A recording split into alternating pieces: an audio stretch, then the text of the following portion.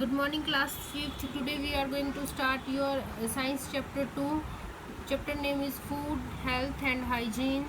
Rahul was not feeling well. Rahul अच्छा महसूस नहीं कर रहा था. So his mother took him to the doctor. इसलिए उसकी मम्मी उसे डॉक्टर के पास लेकर गई. The doctor examined Rahul. Doctor ने राहुल को चेक किया and asked about his daily routine. और उससे उसकी दिनचर्या के बारे में पूछा. And diet और उसके भोजन के बारे में भी. He also checked his tongue. Doctor ने उसकी टंग, आइज और नेल्स चेक किए. Rahul's mother state that Rahul की माताजी ने बताया Rahul likes to eat junk food. Rahul को जंक फूड खाना पसंद है.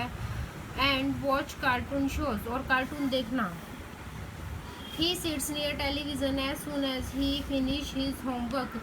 वह जैसे ही अपना कार्य खत्म करता है वह टेलीविज़न के पास बैठ जाता है. लिसनिंग टू दिस, यह सुनकर डॉक्टर ने कहा the doctor instructed Rahul not to eat junk food. Doctor ने राहुल को जंक फूड न खाने की सलाह दी. Not to watch television continuously, और टेलीविज़न लगातार देखने की सलाह दी. And keep his teeth tongue and nails clean, और यह भी सलाह दी कि उसे अपने टीथ टंग और नेल्स को क्लीन रखना चाहिए. He further explain that to be healthy one has to eat nutritious food. आगे डॉक्टर ने कहा कि हमें स्वस्थ रहने के लिए संतुलित आहार लेना चाहिए. टेक रेस्ट, आराम करना चाहिए. एक्सरसाइज रेगुलरली, और नियमित रूप से हमें एक्सरसाइज करनी चाहिए. व्यायाम एंड मेंटेन हाइजीन, और हमें अपनी सफाई भी करनी चाहिए. नेक्स्ट है हमारा food health and hygiene. Food health and hygiene are closely associated. Food health और हाइजीन एक दूसरे से जुड़े हुए हैं. One can not be healthy if she does not eat proper food. अगर कोई व्यक्ति अच्छे से खाना नहीं खाता तो वो स्वस्थ नहीं रह सकता. और मेंटेन हाइजीन, प्रॉपर हाइजीन, और अगर वो अपनी शरीर की सफाई नहीं रखता. Food is one of our basic needs. Food हमारी मूलभूत आवश्यकताओं में से एक है. We all need nutritious food. हम सभी को संतुलित आहार की आवश्यकता है. For proper growth and development of our body, हमारे शरीर के विकास के लिए. A healthy person is one who is physically as well as mentally fit. एक स्वस्थ व्यक्ति वो है जो कि शारीरिक और मानसिक रूप से स्वस्थ हो. This can be achieve by having balance diet, और ऐसा आपको संतुलित आहार से ही मिल सकता है. रेगुलर एक्सरसाइज, नियमित व्यायाम करने से. टेकिंग प्रॉपर रेस्ट, सही आराम करने से. एंड स्लीप, और सोने से. And maintaining personal as well as social hygiene, और अपने शरीर की सफाई रखने से. बैलेंस डाइट, संतुलित आहार. Different food provide us different nutrients. अलग अलग खाद्य पदार्थ हमें अलग अलग पोषक देते हैं. At the growing stage our body needs all the nutrients present in different food item. जब हम बढ़ते हैं तो हमारे शरीर को खाने में जो पोषक तत्व होते हैं वो अलग अलग मात्रा में चाहिए. So a meal containing small quantities of different vegetable, ऐसा भोजन जिसमें सभी सब्जियां थोड़ी थोड़ी मात्रा में है. इज़ हेल्दियर, पोषित है. Than a meal with large quantity of food, ऐसे भोजन से जिसमें ज़्यादा मात्रा में खाना है. विद ए सिंगल वेजिटेबल, एक ही सब्जी के साथ. इसका मतलब है कि थोड़ी थोड़ी मात्रा में सभी खाना खाना चाहिए, बजाय कि एक ही सब्जी या खाने को ज़्यादा मात्रा में खाने से. The food with all essential nutrients, ऐसा भोजन जिसमें सभी पोषक तत्व हैं. इन राइट प्रोपोर्शन, सही मात्रा में. इज़ कॉल्ड बैलेंस डाइट, इसे संतुलित आहार कहा जाता है. A balance diet of a person depend on the age, किसी भी व्यक्ति की संतुलित आहार उसकी एज, जेंडर यानी कि लिंग, वो मैन है या women, and the nature of work, और वो कैसा काम करता है, निर्भर करता है. The person does, a young person doing hard work, ऐसा जवान आदमी जो कि बहुत मेहनत करता है.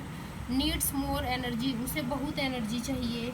देन एन ओल्ड पर्सन, उसकी बजाय एक बूढ़ा आदमी जनरली स्टे इंडोर, जो कि घर पर रहता है, who works so he she needs carbohydrates and fat rich diet. इसलिए उस व्यक्ति को जो बहुत ज़्यादा मेहनत करता है उसको कार्बोहाइड्रेट की ज़्यादा ज़रूरत है, बजाय उसके जो बूढ़ा आदमी है वो घर पर रहता है। Similarly a person who works in the office and seats, इसी तरह एक व्यक्ति जो कि घर पर ऑफिस में काम करता है और बैठा रहता है, most of the time must eat less, ऐसा व्यक्ति जो बैठा रहता है उसे कम खाना चाहिए ऑफ फैट एंड कार्बोहाइड्रेट, उसे कम फैट्स और कार्बोहाइड्रेट खाने चाहिए। So different people have different dietary requirement, इसी तरह से अलग अलग लोगों की भोजन की आवश्यकताएं भी अलग अलग हैं।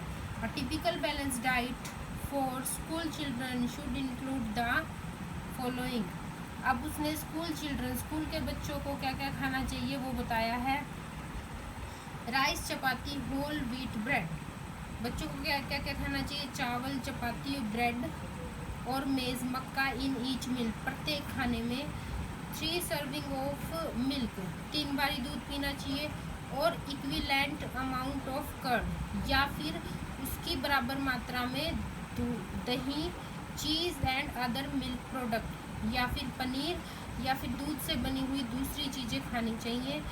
Plenty of seasonal fruits and vegetable each day, हर रोज़ मौसम में जो आपको फ्रूट्स और वेजिटेबल मिलते हैं उस मौसम में वो खाने चाहिए।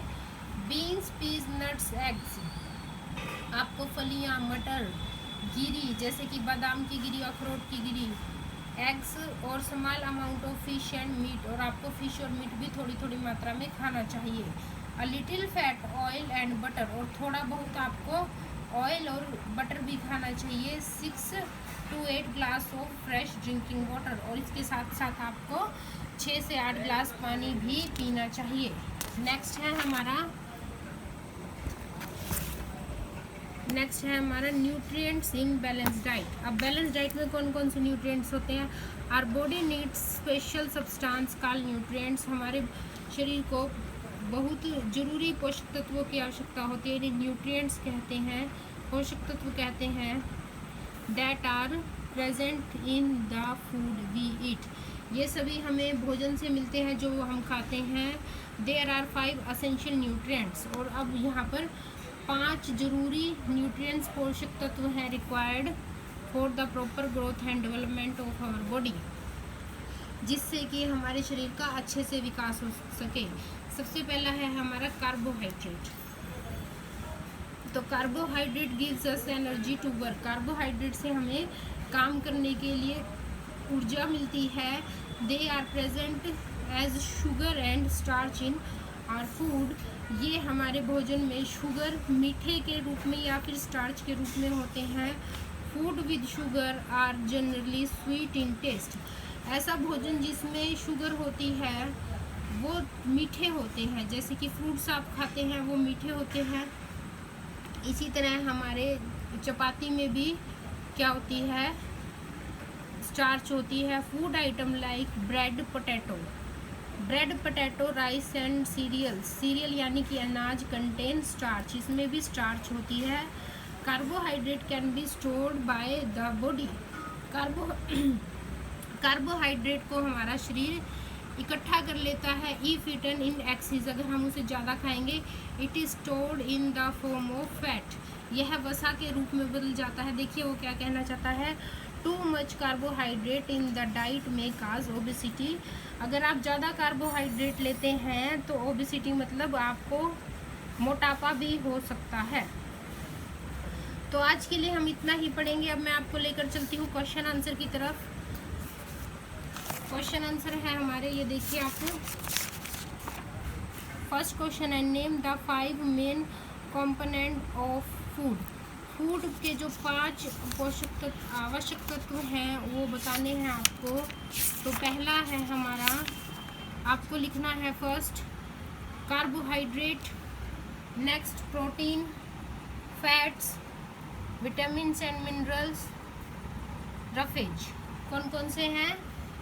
Carbohydrate, protein, fats, vitamin and minerals, roughage. तो ये हुआ हमारा क्वेश्चन नंबर फर्स्ट का आंसर। नेक्स्ट है हमारा, what are the 4 things essential for being healthy. स्वस्थ रहने के लिए आपको कौन कौन सी 4 चीज़ों की आवश्यकता है?